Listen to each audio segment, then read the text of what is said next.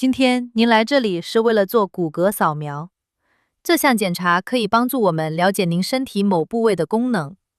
我们会为您注射少量放射性药物，它会到达您要检查的器官，从而产生您体内的图像。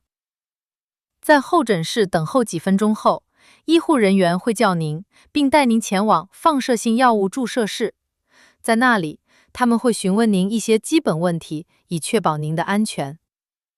他们会询问您的全名和出生日期，以核实资讯是否与医疗要求相符。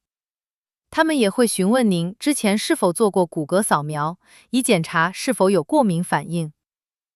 他们会询问您是否正在服用任何药物。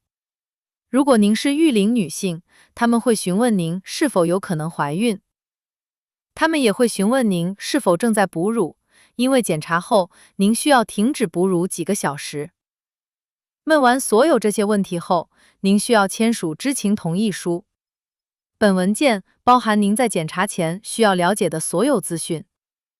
接下来，技术人员会为您注射放射性药物。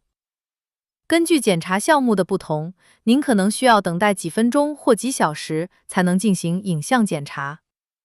在此期间，您可以留在等候室，等待已接受放射性药物注射的病人。喝水。在某些情况下，您可以外出，并在预定时间返回。一切准备就绪后，技术人员会再次通知您，并带您前往更衣室。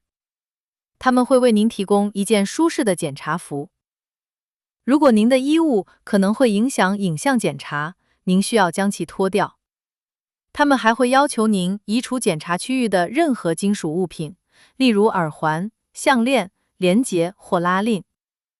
开始拍摄影像时，技术人员会带您前往检查室，并小心地帮助您在检查台上找到正确的位置，以便获得最佳的影像效果。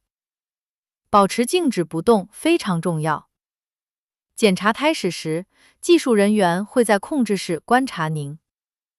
检查结束后，技术人员会通知您可以返回更衣室。他们无法给出诊断结果。您的医生会查看影像并解释结果。检查后，请务必多喝水。